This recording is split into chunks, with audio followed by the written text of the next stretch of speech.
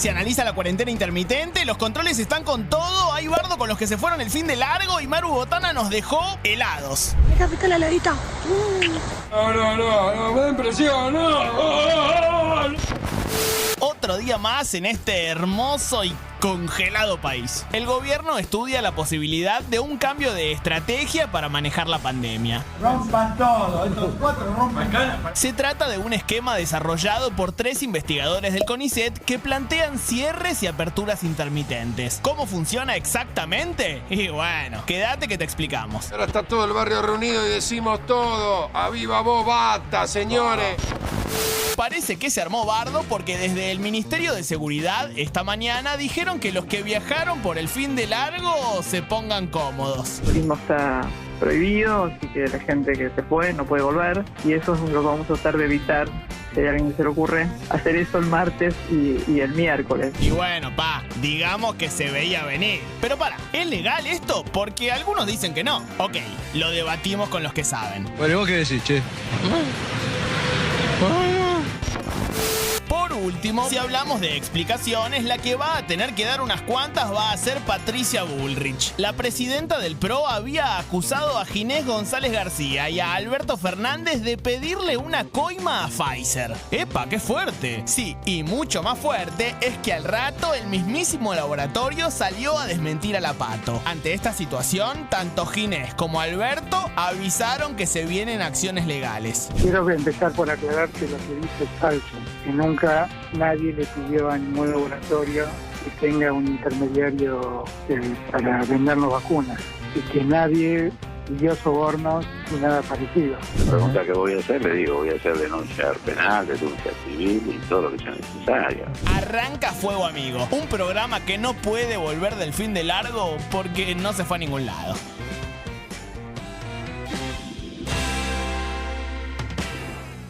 No nos fuimos a ningún lado, acá estamos.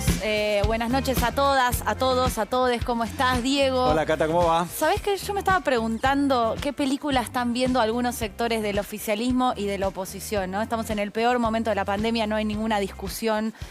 Hemos naturalizado la cantidad de muertos y de personas que la están pasando mal y es un momento realmente muy difícil. Y en el medio de eso, algunos sectores de la oposición, como por ejemplo Patricia Bullrich, acusando livianamente de algo tan delicado como el tema de las vacunas, que ahora ya lo vamos a ver. Y del otro lado, Kicillof, la gente de Kicillof hablando y echándole la culpa a la oposición de los muertos por el COVID, no por el gobierno. Bueno, año electoral, no sé si se está poniendo la muerte en el medio para la discusión de las elecciones, pero realmente está bastante fuera de lugar. Y a propósito de esto, como decías bien, hay un capítulo donde fue protagonista Patricia Bullrich señalando al gobierno, acusando al gobierno de pedir sobornos para hacer un acuerdo con el laboratorio Pfizer. Ahí está el tuit de Patricia Bullrich. Esto se inicia de esta manera.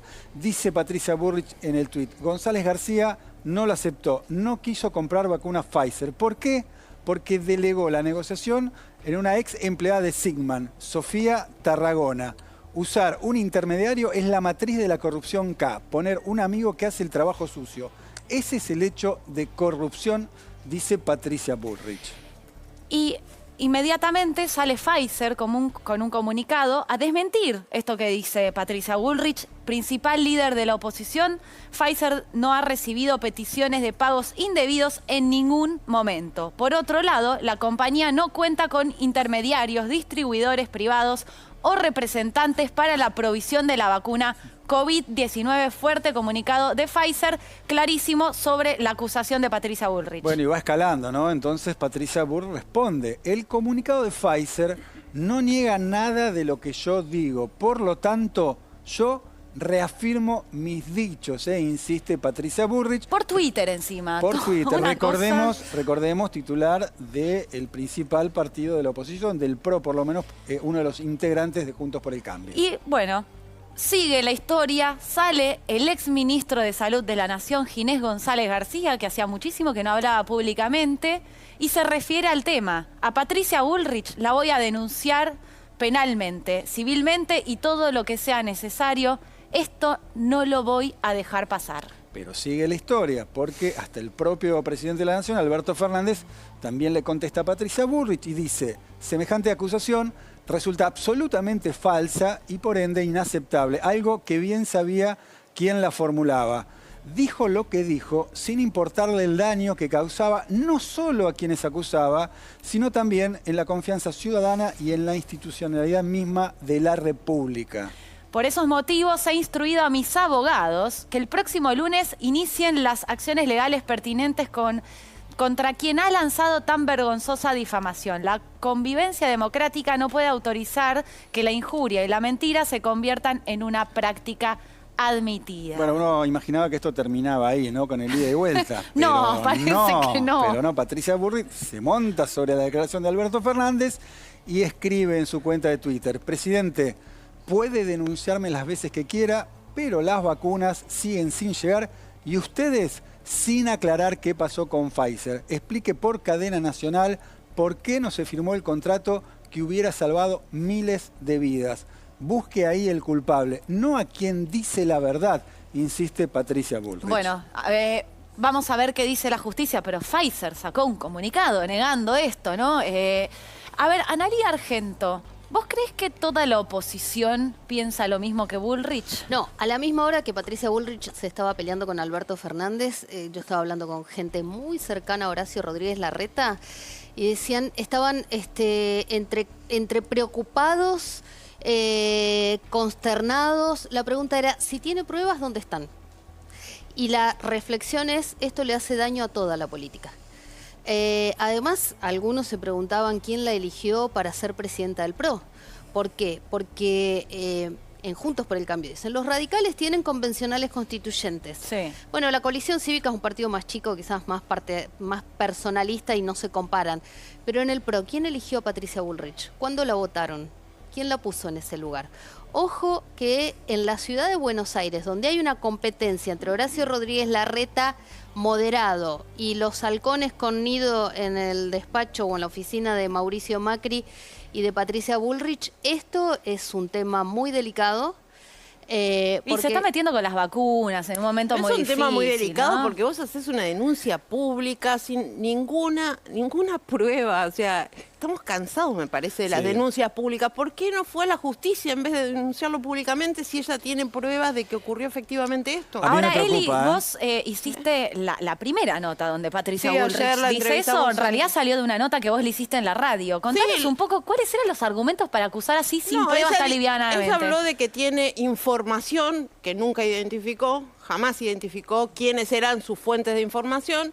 Incluso le preguntamos por qué no iba a la justicia y efectuaba la denuncia, y ella planteó la necesidad de que un fiscal actúe de oficio. Bueno, a mí me preocupa, ¿no? Ese punto no es menor. No es menor. Alguien de una denuncia de esa envergadura, ¿no? Ni más ni menos señalando al presidente, Estás hablando de un hecho de presidente de la Nación, bueno, por supuesto, el presidente de la Nación, al ex ministro de Salud, directamente acusándolos de corrupción y sin ninguna prueba. Algo que lamentablemente se ha vuelto una costumbre en la Argentina muy triste, y sobre todo cuando coincide con el cronograma electoral. Bueno, y sobre todo también cuando las fuerzas políticas por una vez se pusieron de acuerdo para poner en marcha un confinamiento estricto porque consideraban que eso era necesario en este momento. Digo, justamente cuando hay consenso con Larreta, después de varias semanas, aparece Patricia Bullrich pateando el tablero. Y está bien eso, ¿vos lo lees igual, Ana? La semana pasada se votó en diputados la prórroga de las PASO, y hubo algunos diputados que se abstuvieron, alguno que votó en contra,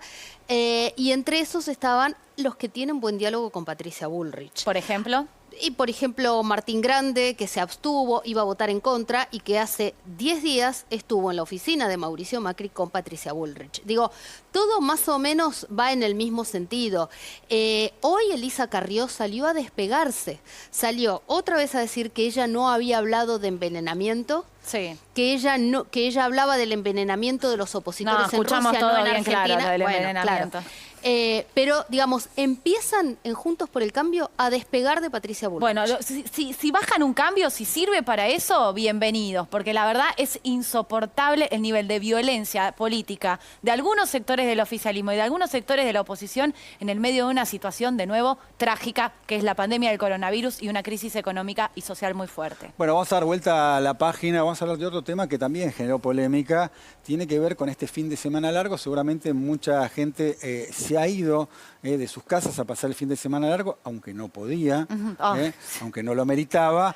Pero, sin embargo, lo hizo, y esto genera polémica porque ahora lo que están diciendo desde el gobierno nacional es que no pueden regresar a sus casas y tienen que pasar a donde fueron, en la costa o en otro lugar turístico, hasta el día 31, hasta que termine esta restricción estricta, como ha determinado el gobierno nacional. De este tema, Cata, vamos a hablar con Eduardo Villalba, secretario de Seguridad, precisamente para ver un poquito por dónde transita esta polémica. ¿Qué tal, Villalba? Diego Schurman, Cata Delía, lo estamos saludando. Buenas noches. ¿Qué tal, Diego, Catalina? Buenas noches. Bueno, primera pregunta, la que cae de cajón, ¿no? La que cae de madura, porque tiene que ver con muchas quejas de muchos sectores respecto a esta imposibilidad de regresar a sus domicilios. Seguramente mucha gente se fue antes de los anuncios, cuando tampoco podían. Digo, antes de los anuncios de las restricciones más estrictas, ¿no? La que dio a conocer el presidente de la Nación antes del último fin de semana. Sí, yo sobre eso lo único que tengo para decir es que en principio el presidente 24 horas antes de sacar el DNU comunicó a todos los argentinos las nuevas restricciones.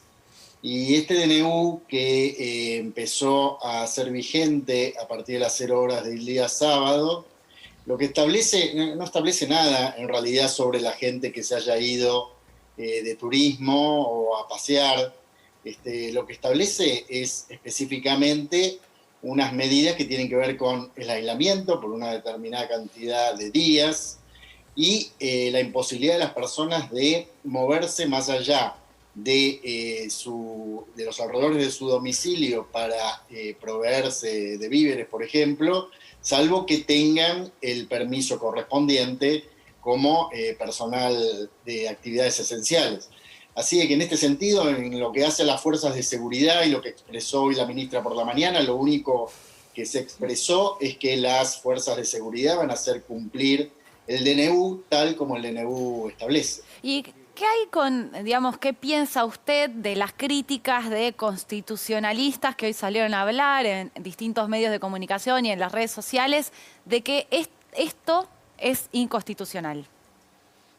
Y en realidad yo no leí profundamente las críticas de constitucionalistas, sí me enteré que algunos se habían expresado, pero en realidad lo que cuestionarán los constitucionalistas será el DNU, o lo establecido por el DNU, no esa imposibilidad que se ha planteado durante todo el día de los que están haciendo turismo o no. En realidad las medidas que impone el DNU es lo mismo para el que está haciendo turismo que para el que se le ocurrió hacerse 100 kilómetros para ir a comer una medialuna a Chascomús. O sea, no tiene que ver con eso. O sea, tiene que ver con que hay una imposición atento la dramática situación sanitaria que se está viviendo, que está establecida por el DNU y que implica que las personas que no tienen permisos para hacerlo estén aisladas en sus domicilios. Villalba, hoy están los controles, se ven más fuertes, la gente los está sintiendo, pero durante mucho tiempo, incluso de expertos infectólogos que asesoraban al gobierno públicamente han dicho no tiene ningún sentido tomar cualquier medida si después no se va a fiscalizar adecuadamente, ¿no? Y esto vale para todo el país. Hubo muchas críticas con que después no había controles y probablemente mucha de la gente que se fue a pasar un fin de semana o a vacacionar en el feriado pensó que lo hacía porque lo podía hacer. ¿Hay algún tipo de autocrítica sobre cómo se fiscalizó las medidas de cuidado durante todo este tiempo? Bueno, la verdad que nosotros, respecto a las fuerzas federales, tenemos 11.500 personas distribuidas, efectivos policiales, quiero decir, de fuerzas de seguridad, distribuidas en los distintos controles que tenemos en el AMBA, interjurisdiccionalmente, en 31 municipios del conurbano y en otros lugares del país. Y esto lo venimos haciendo en mayor o menor medida desde hace ya más de 400 días. O sea, el esfuerzo que han hecho las fuerzas federales para realizar los controles ha sido muy grande, inclusive poniendo en riesgo su propia salud y en algunos casos lamentablemente la vida. Lo que nosotros decimos también es que no hay una medida de esta magnitud que se pueda cumplir solamente por los controles o por la fiscalización, sino que hay un aspecto también que tiene que ver con la responsabilidad personal y la responsabilidad social. Así que el control por parte del Estado, en este caso de la Fuerza de Seguridad, es importante, pero es una parte del cumplimiento total de la medida. Villalba, Analía Argento lo saluda, ¿cómo le va? Yo lo veo muy tranquilo y la verdad a mí me enoja mucho la gente que se va, que no cumple, porque después digo, lo pagamos todos en los hospitales. Se murió una chica de 22 años esperando cama, por ejemplo. ¿A usted no le enoja, no se irrita con esta situación? Sí, me irrito, como todos los argentinos que tenemos cierta conciencia sobre lo que está ocurriendo. No me puedo irritar frente a las cámaras de televisión, sino nada más decir que nosotros desde el gobierno no estamos actuando o gestionando esta pandemia hacia niños, sino hacia personas adultas que tienen también su grado de conciencia y su grado de responsabilidad social. Y si vamos a hablar de constitución, también constitucional respecto de su papel dentro de la sociedad. Así que sí, por supuesto que me enoja, pero no soy quien para expresar esto a viva voz por los medios de comunicación, sino lo único que me produce es necesidad de poder trabajar en consecuencia, en este caso con las fuerzas de seguridad, en conjunto con los jefes de las fuerzas de seguridad, con las otras áreas de gobierno, para hacer cumplir el DNU, el aislamiento y poder mejorar un poco la situación sanitaria de todos los argentinos. Villalba, gracias por estar esta noche con nosotros en Fuego Amigo y plantear su posición a propósito de esta polémica que se había desatado en las últimas horas. Gracias a ustedes por el espacio. Bien, hablando de este tema, vamos a convocar a Félix Elonigro, constitucionalista, bueno, para dar esta mirada, si se quiere, más legalista respecto a la polémica que se desató. Elonigro, Cata Delía, Diego Schurman, lo estamos saludando. ¿Qué tal? Buenas noches. Buenas noches, Diego y Cata, ¿cómo están? Bien, bueno, ¿cuál es la observación que usted hace a propósito de esta disposición del gobierno de no permitir el regreso a sus casas de aquellas personas que se han tomado este fin de semana largo en otros lugares? Recién decía el subsecretario que en realidad los constitucionalistas que pudimos opinar sobre estas cuestiones opinábamos sobre la vigencia o sobre la constitucionalidad del DNU en general. No, a nosotros se nos está consultando específicamente si lo que dijo la ministra, los que se fueron de vacaciones no van a poder volver, lo dijo claramente. Estamos preguntándonos si esa restricción a circular, que incluye a los que se fueron de turismo, porque es cierto, el DNU no se refiere a eso, el DNU hace una restricción circulatoria. Lo que pasa es que para evaluar la constitucionalidad de una restricción circulatoria, lo que nos tenemos que preguntar es, primero, ¿la Constitución admite la posibilidad de que el derecho a circular sea restringido? La respuesta es sí. Pero la misma Constitución dice, para que un derecho pueda ser, o una libertad pueda ser válidamente restringida, tiene que haber una ley formal del Congreso y tiene que haber razonabilidad en la medida. Bueno, ahí hay dos puntos, ¿no? La ley no es una ley, es un DNU, por un lado. Y razonabilidad es algo subjetivo. Me imagino que ahí se abre otra polémica. Sí. Por supuesto. Sí, Cata. No, eso, que nos expliques un poco por qué ustedes no ven razonabilidad, que es un punto claramente interesante. Bien, por eso es que no podemos hablar en general, tal como el subsecretario decía, no, pero los constitucionalistas no los escuché, pero deben haber criticado al DNU, a la restricción circulatoria en general. Yo lo que digo es no, a nosotros se nos consultó, por lo menos yo fui consultado por 2 medios escritos, y lo que he dicho concretamente es que la restricción circulatoria en general es una cosa, y el no poder volver desde los puntos de turismo es otra. No se puede evaluar la misma razonabilidad. Está bien, es cierto, en cualquier caso se trata de circular. Ahora, Félix, los que están de vacaciones... Félix, Elizabeth Pejer te saluda, ¿cómo estás? Buenas noches. Sí. Ahora, ¿se puede alegar desconocimiento del DNU? Porque el presidente lo anunció el día jueves en cadena nacional, y innumerable gente se fue de vacaciones el día viernes. O sea, todos conocíamos... ¿Se puede alegar desconocimiento de una ley, de una norma? Porque todos sabemos que no podemos cruzar un semáforo en rojo. Acá también, digo, tiene la misma fuerza de ley un DNU. Déjame que termine con lo anterior y te contesto esto. Cuando a alguien se le está diciendo que no puede volver a su casa después de haber estado de vacaciones, es decir, no puede circular desde el punto de donde estuvo y hasta el lugar donde reside, se le está restringiendo nada menos que el derecho de volver a su casa, el derecho de usar y disponer de su propiedad. No es la misma razonabilidad, no es el mismo análisis. Pero hicieron trampa porque se fueron un día antes de que entrara en vigencia. Aparte el presidente en cadena nacional dijo que estaba prohibido, quedaba suspendido el turismo, estaba prohibido el turismo. Entonces, digo, ¿a dónde fuimos? Si me dejas un segundito, por eso te digo, déjame terminar lo que te estaba diciendo antes. El análisis de razonabilidad no puede ser hecho por la restricción general o por ese punto específico de volver de las vacaciones. Ustedes no se olviden que cuando en su momento salió el primer DNU de la cuarentena más rígida, había gente que había quedado enganchada en el exterior. Pero ya estaba afuera. Estos se fueron después del DNU. El gobierno tuvo que hacer esfuerzos para que esa gente pudiera volver. Los argentinos, pagamos todos, los argentinos, el regreso de esas personas. Pero esas personas estaban afuera antes de que se tomara la decisión. Ahora, yo te estoy hablando de la gente que se fue el viernes, cuando ya conocía la decisión. ¿Cómo sabés vos cuándo se fue esa gente? Y la mayoría, lo vimos, las imágenes y el movimiento de gente del fin de semana, del viernes, fue notorio. Okay. No. Entonces lo que yo digo es lo siguiente, vamos a dividir el análisis. Una cosa es los que se fueron antes, otra cosa es los que se fueron después. Para los que se fueron antes, impedirles volver es un delirio, por un lado. Ahora, claro, no sabemos cómo hacer para identificarlo. Y para los que se fueron después, en todo caso, vamos a plantear una irresponsabilidad de los que se fueron después, pero también es cierto que al gobierno de esa gente se le escapó. ¿Dónde estuvieron los controles para que esa gente no pudiera salir? Si hacían controles iban a decir que es un estado represor y todo lo que ya sabemos.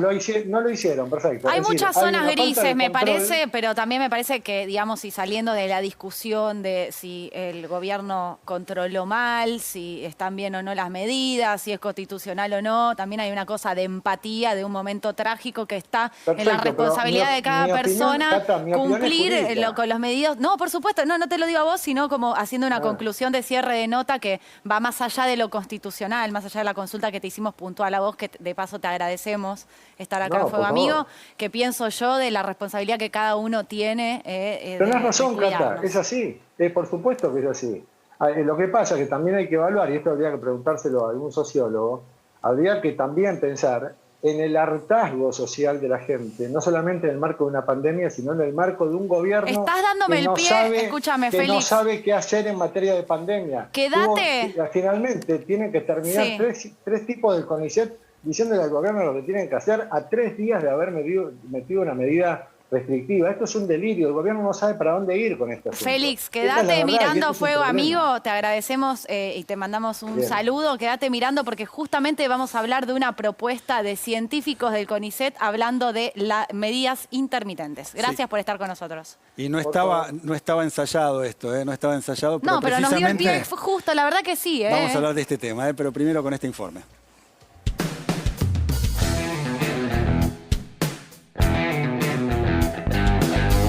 El Ministerio de Salud analiza como solución a la segunda ola aplicar una cuarentena intermitente con fechas inamovibles de cierres y aperturas. En caso de ser necesario, generar medidas intermitentes. La propuesta la desarrollaron 3 investigadores del CONICET para contener los contagios en los meses de frío. Pero, ¿en qué consiste la medida? Es very difficult, ¿no? En días de cierres y días de aperturas aplicados de manera reiterada. Estamos analizando distintos modelos en cuanto a la intermitencia de la aplicación de las medidas. Las 3 modalidades que se evalúan aplicar son 9 días de confinamiento y 12 de apertura, otra de 16 y 12 y una de 16 y 19. Bueno, mamita, haz lo que se te cante, sos muy voltera. Ojo que Argentina no sería el primer país en implementar este esquema. Esta modalidad de cierres intermitentes focalizados y de corto plazo también se ha instrumentado en otros lugares del mundo. ¿Cuál es la lógica que explica una cuarentena intermitente? ¿Funciona? Bueno, se lo vamos a preguntar a Daniel Fersten, ¿no? Yo creo que mucha gente ya padece a esta altura lo que son las restricciones, todos lo manifestamos a diario, ¿no? 1 año y pico con idas y vueltas, pero aparece en escena esto de las restricciones intermitentes. Sí, yo quiero saber de dónde sale el cálculo de cuántos días. Bueno, se lo preguntamos a él. Sí. Bienvenido, Daniel, ¿qué tal? Buenas noches. Cata Delía, Diego Schulman, te estamos saludando.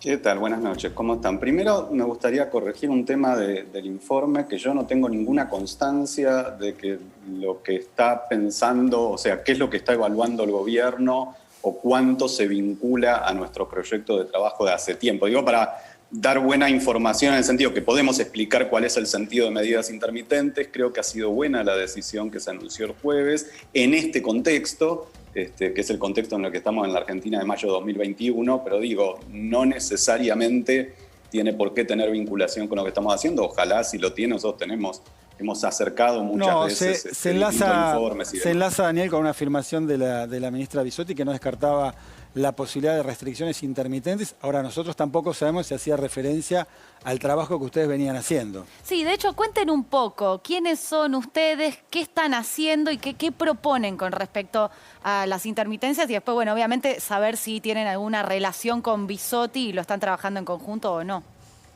Ok. Esto surge, te diría, de un proyecto de trabajo que inicia Rodrigo Castro. Rodrigo Castro es uno de los investigadores de CONICET, su área de trabajo es simulación computacional, es un proyecto del inicio de la pandemia, se presentan los proyectos COVID-19 que abre el Ministerio de Ciencia, y a partir de eso la idea fue tener una herramienta de simulación computacional que permitiera elaborar y evaluar distintos escenarios. Julio-agosto del año pasado es cuando, tomando también otras experiencias de trabajo a nivel internacional, pensamos en poder evaluar cómo hacer para combatir la degradación que generan medidas muy extendidas en el tiempo, que lo que ocurre con las medidas muy extendidas en el tiempo, que son muy útiles a nivel sanitario, pero que se vuelven a veces difíciles de implementar a nivel sociopolítico y entonces van perdiendo eficacia. Y entonces el objetivo era cómo armar esquemas de funcionamiento que permitan darle previsibilidad a la gente, que maximizar el esfuerzo, esto es, que el esfuerzo que hacemos realmente rinda y tenga un alto nivel de cumplimiento, con periodos más cortos que se vayan alternando con periodos de apertura. Saber cuándo termina un confinamiento más estricto, ¿ustedes piensan que es una mejor medida para que la gente acate? Para poder, exacto, y para poder ordenar tu vida, para poder decir, bueno, yo voy a tener que estar guardado en tal periodo voy a poder hacer X actividades, después voy a tener que restringir otra vez, y esto permite ir jugando y pegándole golpes a la curva de contagio. Ustedes utilizan la figura del martillazo, ¿no? Para ir efectivamente, como decís vos, bajando la curva de contagios. Ahora, no es matemático, ¿no? Porque también está muy atado a cómo cumpla la gente con las restricciones. En la medida que no cumpla, digamos, no sé si se puede de alguna manera respetar esta intermitencia que ustedes están planteando, ¿o me equivoco?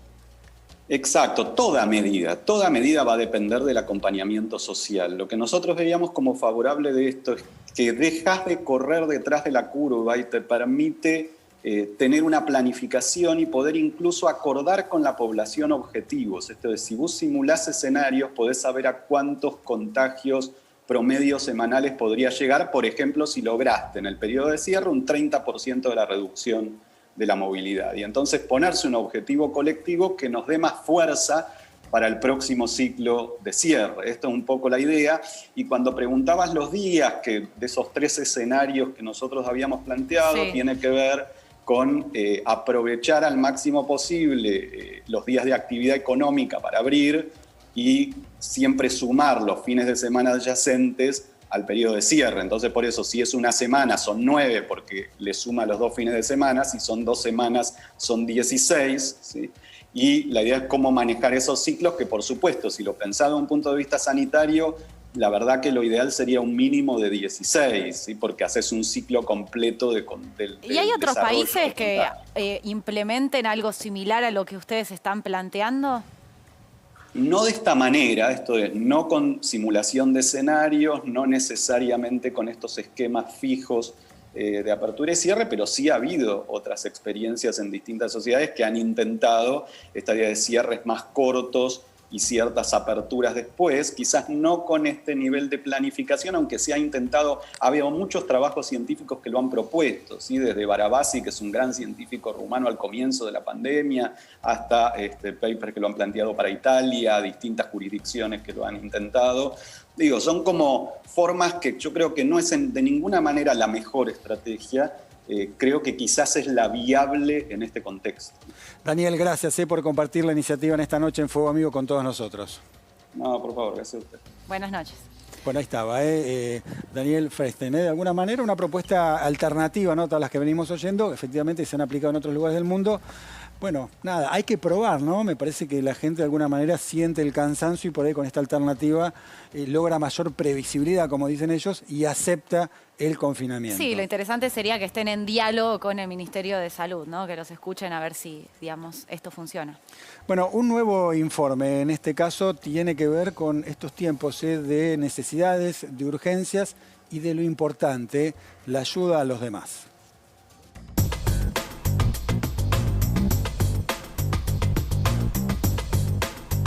Con la llegada del frío en nuestro país se desnudan aún más las desigualdades. Solo en la ciudad de Buenos Aires, y según datos de 2019, hay más de 7.000 personas que no tienen un techo para dormir y, como todo en nuestra vida, la pandemia lo empeoró. El gobierno reconoce la situación crítica en la que estamos y el año pasado, para estas fechas, desplegó el operativo invierno. El operativo frío tiene que ver sobre todo con la gente que está en la calle, que vive en situación de calle, en especial las familias que viven en situación de calle. Desde la ciudad también implementaron un programa parecido y además sumaron nuevos paradores para intentar recibir a mayor cantidad de personas. Lamentablemente, estas ayudas son insuficientes y en este sentido organizaciones como Fundación Sí pasan a ser fundamentales. Nacen como algo muy chiquito, éramos 3 personas en una plaza, un día a la semana en un invierno. En el año 2010 decidimos ampliar esto. Con los datos durísimos de pobreza e indigencia que se publicaron hace algunos meses, el frío se convierte en un nuevo enemigo para los que peor la pasan. ¿Cómo se preparan las organizaciones sociales para ayudar en este momento?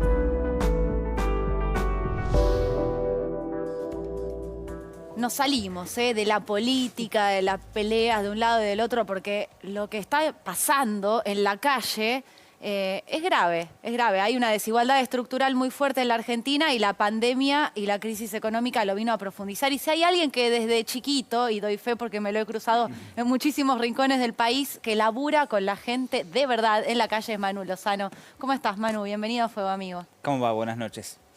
¿Cómo estás viendo la situación en este momento y cómo estás implementando en el medio de una pandemia este laburo, este laburazo que haces hace tanto tiempo de ayudar a los demás? Bueno, claramente tuvimos que adaptar todo. Ha cambiado mucho lo que son las recorridas en este último año y medio. Desde el lugar donde nos juntábamos, siempre nosotros nos centralizábamos todos en un solo lugar y obviamente eso desde el comienzo quedó eliminado porque era juntar muchos voluntarios en una misma esquina y eso no era aconsejable. Así que hoy, en vez de haber 2 centros de encuentro donde nos juntábamos, hoy hay más de 45 todos distribuidos para que de esta forma evitar que sea una actividad de riesgo, ¿no? De hecho, inclusive en este momento las recorridas siguen, no se cancelaron nunca. Tuvieron que armar protocolos para poder continuar. Obviamente los presentamos, fueron autorizados. El ser toda una estructura de voluntarios, nosotros, si bien participa mucha gente, es una cosa muy familiar, por decirlo de alguna forma, entonces no fue muy fácil como la adaptación. Presentamos toda esta propuesta donde dividimos y a su vez creo que también eso sirvió para que más gente pueda sumarse y de hecho la convocatoria está abierta a toda persona interesada porque hoy hay puntos de encuentro en Floresta, en Villa Crespo, en Parque Chacabuco, en Devoto, Belgrano. Se descentralizó mucho y eso hace que más gente le quede más cerca porque obviamente lo que evitábamos era no solo la conglomeración de gente, sino también la utilización de transporte público. Claro, se complicó más. Nosotros cometemos la injusticia de acordarnos de la gente de la calle cuando empieza el frío. Es como que enlazamos automáticamente, hay mucha gente en la calle. Ahora es un problema de arrastre en todo el año, no solo en invierno. ¿Cómo se está manifestando, sobre todo en este tiempo de pandemia, esa demanda? ¿Cuánta gente más hay en la calle? ¿Qué es lo que percibís? ¿O en los merenderos? Mira, ha cambiado todo tanto. El otro día decía, yo me acuerdo cuando nosotros arrancamos, la mayoría de las personas que nosotros veíamos era de 50, de 60 años. Ese era el promedio de edad de las personas que nosotros veíamos. Hoy ese promedio ha bajado un montón. Hay gente mucho más joven que llega a la calle. Inclusive cuando nosotros arrancamos, la adicción en muchos de los casos era una consecuencia de estar en calle.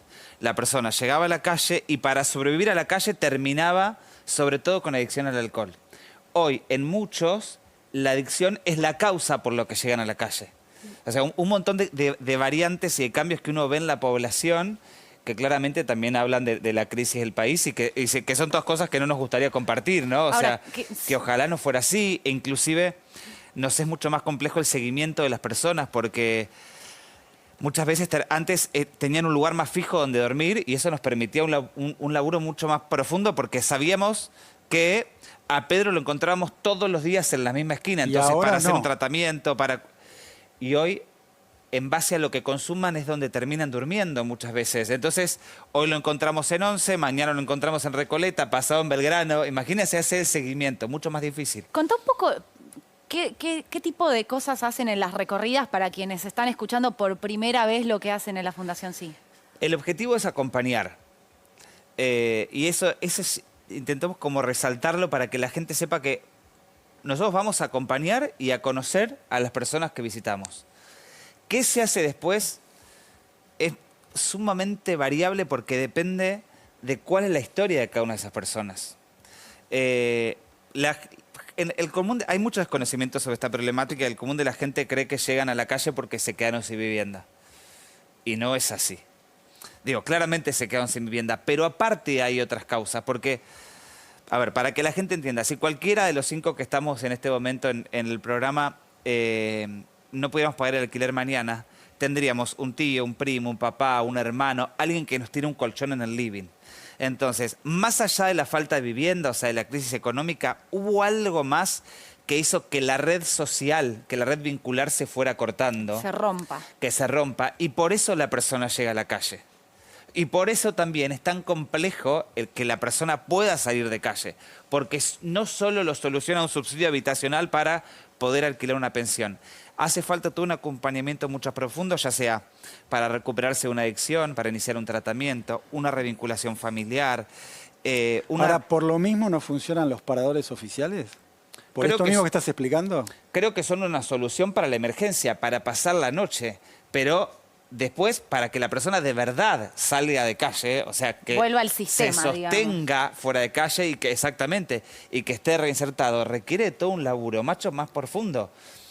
Nosotros desde una ignorancia muy, muy grande, cuando nosotros arrancamos y empezamos a ver que podíamos hacer algo más que entregar algo caliente, armamos un equipo de inclusión laboral. Entonces alguien nos planteaba, quiero trabajar, y nosotros salíamos corriendo a buscarle laburo. Después nos dimos cuenta que era totalmente ingenuo nuestra parte, porque nosotros ¿qué creíamos? Que el problema estaba resuelto cuando la persona llega consigue trabajo.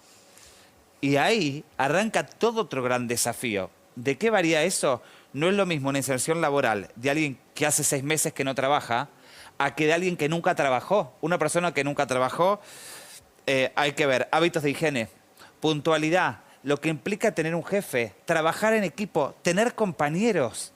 Hemos tenido empresas donde los compañeros han recibido de una manera maravillosa y hemos tenido empresas donde no les querían hablar porque eran de la calle. Entonces, todo un desafío implica el entender que yo arranco a trabajar hoy y el primer sueldo es dentro de 30 días. Entonces, por ejemplo, alguien que arranca a trabajar, ¿nosotros qué hacemos? Le pagamos como regalo de arrancar a trabajar el primer mes de alquiler. ¿Por qué? Porque es muy difícil pedir a la persona que vaya higienizada, que cumpla, que esté descansado, que tenga la energía para trabajar 8 horas si sigue durmiendo en la calle. Entonces es el primer mes. Cuando ellos cobran, pagan su segundo mes. Y entonces empieza ese círculo. Ahora, Manuel, quería preguntarte, ¿qué pasa con los chicos, no? Porque en los últimos tiempos se ha incrementado notoriamente la cantidad de chicos que viven en la calle.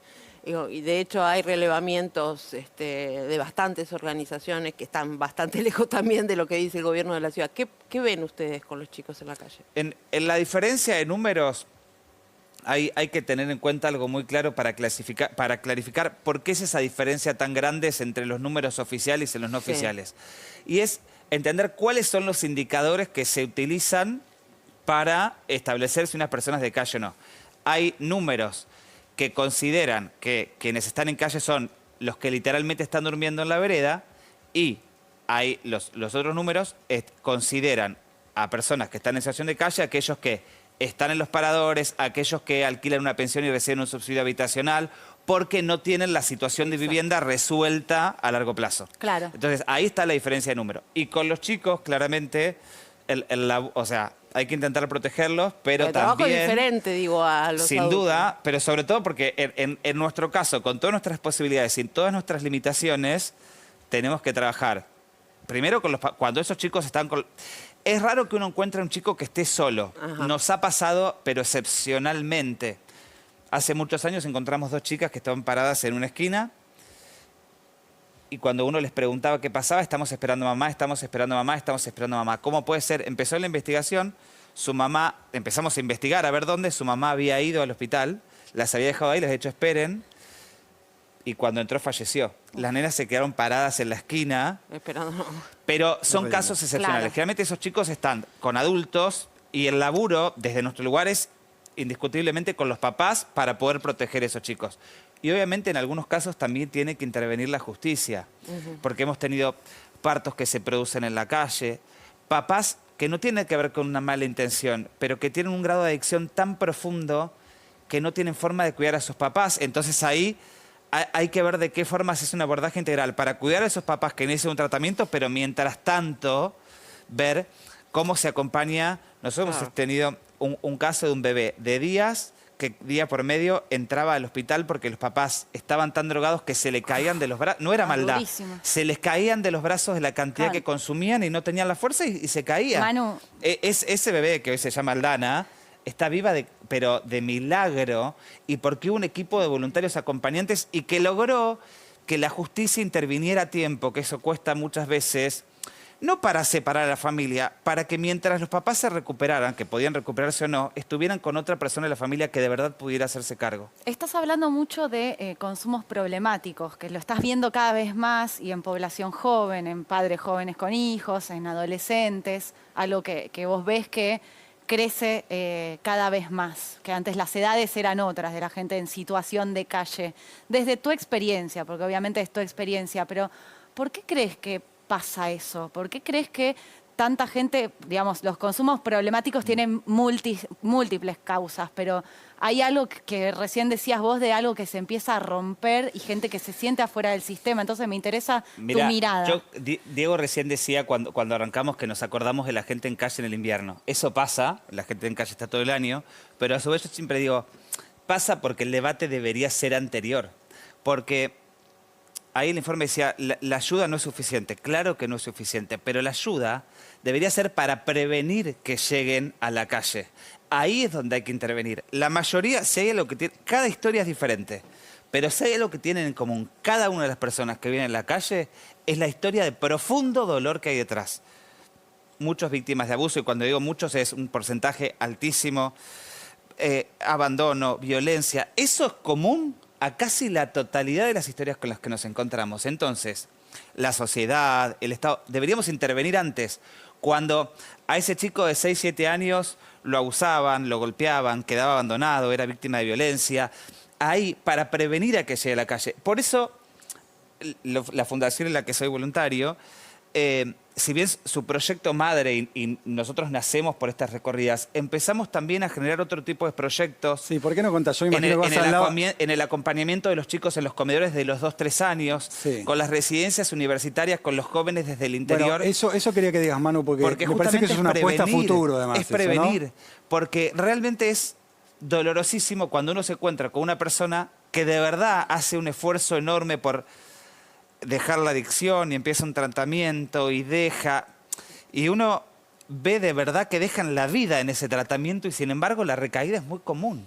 Y uno ve el esfuerzo que hacen y la garra que le ponen, la energía, pero el dolor es tan profundo y sanar ese dolor que por ahí está arraigado desde hace 20, 30 años, es tan complejo. Es posible, pero es tan complejo y tan doloroso que no todos lo logran. ¿Por qué no contás, Manu, un es necesario prevenir? El laburo de las residencias, ¿qué hacen ahí?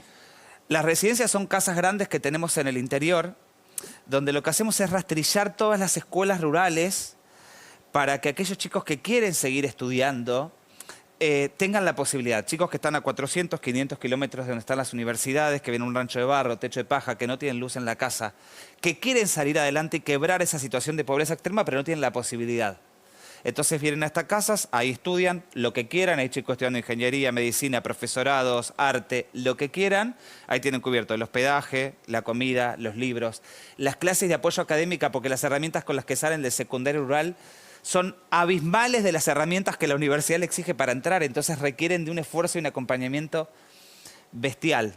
Si yo te digo esto, parecería que es un proyecto completamente diferente al de las recorridas que hablábamos hace un rato. Complementario. Pero yo te aseguro que cualquiera de esos chicos de no tener esta oportunidad, podríamos encontrarlos dentro de 6, 7 años durmiendo acá en la vereda Manu, te del está canal. viendo mucha gente y dice, ¿pero dónde saca la guita para bancar las residencias, la ayuda, la comida? ¿Cómo se está manejando con eso? Muchísima gente, no solo con los recursos económicos, sino con los voluntarios. Las recorridas depende pura y exclusivamente de la cantidad de voluntarios que se suman. ¿Son muchos? Somos un montón, por suerte, pero hace falta mucho más. Ahora Falta que inclusive dividimos por zonas, queremos por lo menos sumar 200 voluntarios más en este momento. Que sepan que son al aire libre, no son de riesgo en este momento. Hay todo un protocolo armado para que se pueda hacer sin ningún tipo de riesgo. O sea, Contá un poco la hoy- tarea que tendrá que hacer alguien si te está escuchando y dice, me quiero unir ya. todos los que quieran sumarse, www.fundacionsi.org.ar. Ahí van a mandar un correo electrónico. Los vamos a hacer participar de una reunión donde les vamos a contar todos los cuidados para que estén bien tranquilos y después les vamos a mostrar todos esos puntos de encuentro que hay para que cada voluntario vea cuál le queda más cercano. ¿Y qué van a hacer, digamos, en Y la ahí práctica? van a salir cuando- siempre con alguien de experiencia que Sí. los va a ir acompañando y vamos a ir visitando con sopa caliente y abrigo cada una de las personas, algunas que conocemos recién, otras que conocemos hace muchos años, y el voluntario con experiencia les va a ir contando en dónde se está pudiendo trabajar un poquito más, en dónde estamos estancados, para ir afianzando cada vez... Lo único que nos permite a nosotros trabajar es el vínculo con esa Manuel, persona. Vos hablabas recién del esfuerzo que hace el que tiene que salir de esa situación, de lo que le cuesta y de la frustración después cuando no lo logra o cuando recae. Pero ¿cómo manejan la frustración los voluntarios? Porque nosotros recién veíamos imágenes de una Argentina que no es solidaria, de gente que se va, aunque para cuidarnos es mejor que nos quedemos en casa. Digo, ¿cómo lo manejan ustedes? ¿Cómo haces para no enojarte, para seguir peleando por un mundo que parece imposible? Bueno, la frustración y el enojo creo que es un desafío individual de cada uno. Me parece que eso es un trabajo interno de cada uno. Igual te llega algún momento en el que te quebrás y decís, "Buah, esto es tan Sí, a difícil". todos, por supuesto. De hecho, a ver, no es loco. Por ejemplo, el proyecto de residencias, los voluntarios generalmente, yo te puedo decir, residencias que hace 9 años que están y hay voluntarios que hace 9 años que están. La recorrida suele tener un recambio de voluntarios mucho más grande, porque claramente manejar la frustración es muy difícil. Sobre todo en una sociedad que es súper resultadista, que necesitamos ver resultados, y en Cache muchas veces para ver el resultado hace falta de mucha paciencia, porque yo me puedo poner a contarte un montón de gente que ha salido de Calle, pero te puedo decir, ¿sabes qué? Esta persona la vimos durante 2 años y no nos dirigió la palabra, y le acercábamos la sopa, agarraba la sopa y ni siquiera nos decía hola.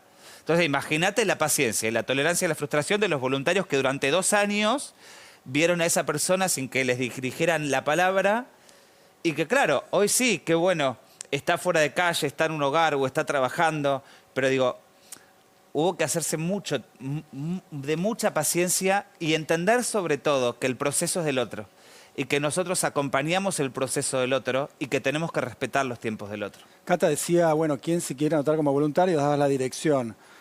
Me gustaría también reforzar el tema de las donaciones porque me imagino que con el nivel de pobreza, 42% en la Argentina, y como está la situación que atraviesa todos los sectores, se complicó el tema de las donaciones. Sí, claro.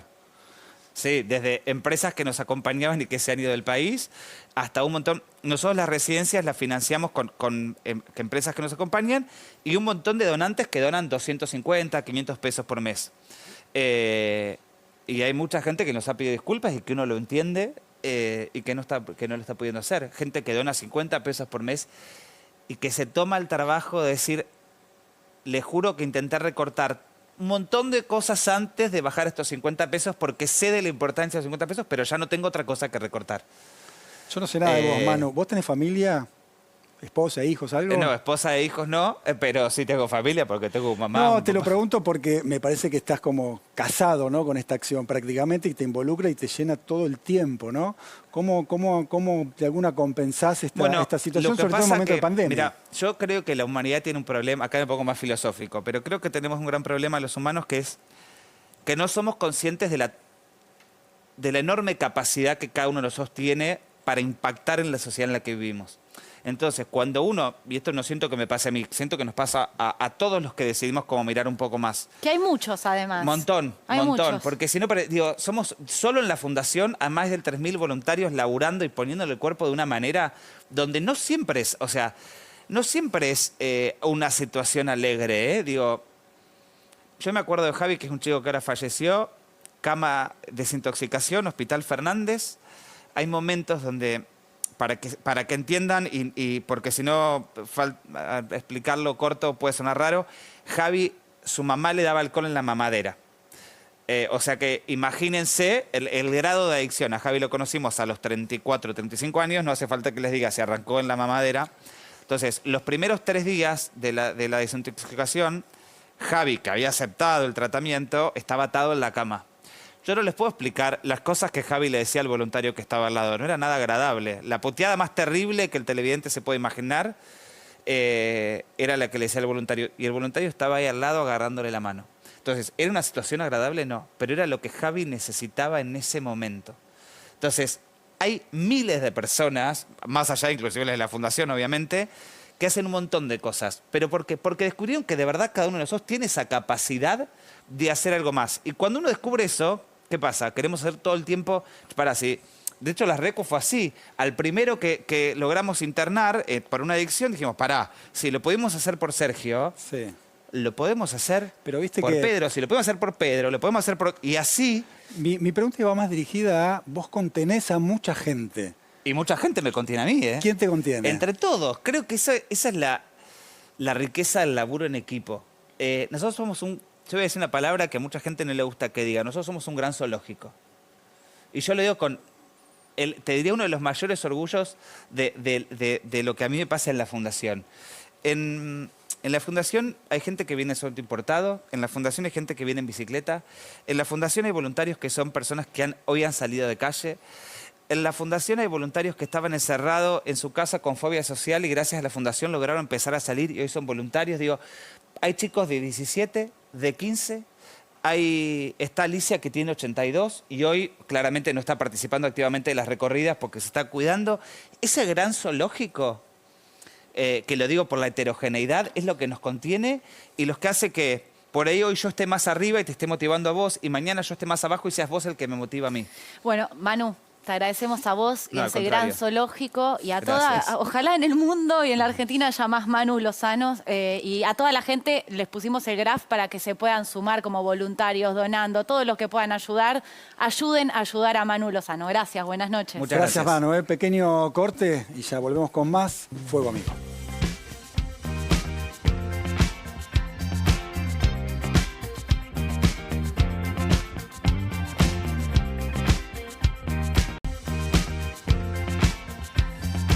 Bueno, último tramo de este Fuego Amigo y por supuesto, como hacemos habitualmente, Cata, el Fuego Amigo del día, ¿eh? Hiper protagonista de esta jornada. Se lo ganó. La verdad tuvo un día de principio a final. Patricia Bullrich se refirió, creemos, a Horacio Rodríguez Larreta. Ahora vamos con la lectura de Analía Argento. Pero dijo, lo importante es que el 31 de mayo vuelva a abrir la ciudad y no siga la corriente de una política que nos destruyó. Analía Argento, quiero tu lectura. Está atragantada Patricia Bullrich, creo que se está aguantando decir algunas cosas más y no puede explicar por qué miércoles, jueves y viernes no hay clases en la ciudad de Buenos Aires. Está contenida, me parece, ¿eh? Me parece que tiene... Contenida, pero ¿por qué? ¿Qué está pensando Patricia Bullrich para salir a decir algo así? Porque están enojados con Horacio Rodríguez Larreta, los halcones de Juntos por el Cambio, porque otra vez volvió a ser un moderado que habla y acuerda con Alberto Fernández y con Axel Kicillof. Ahora te pregunto, Analía, porque hoy en redes sociales salieron algunos dirigentes del PRO a bancar a Patricia Bullrich, tipo Laura Alonso, Eduardo Amadeo. Claro. ¿Larreta la bancó? ¿Macri la bancó? Bueno, Macri siempre la banca, pero es más cuidadoso en sus palabras. ¿Y ¿no? Larreta? Ahora trabajó bien. Larreta está haciendo gestiona. Hizo bien el trabajo Patricia Bullrich. En una semana nos olvidamos de la reaparición de Vidal y su candidatura o precandidatura a la presidencia. Ah, mira, siempre Eli me deja algo para pensar. Bueno, la verdad, qué triste, ¿no? Pasar de Manu Lozano, de lo que pasa en la calle, de la solidaridad, a la pelea para el tuit de Patricia Bullrich. Sí, venía una brisa, ¿no? De aire cálido. Y vinimos con el frío de la política o la calentura de la política, de todo lo contrario en todo caso. Exactamente. Pero bueno, nos vamos. Dale. Mañana los esperamos con otro gran programa. Gracias Eli, gracias Analía. Hasta mañana, Schurman. Chau, Cata. Buenas noches a todos, a todas y a todos. Ahí vamos.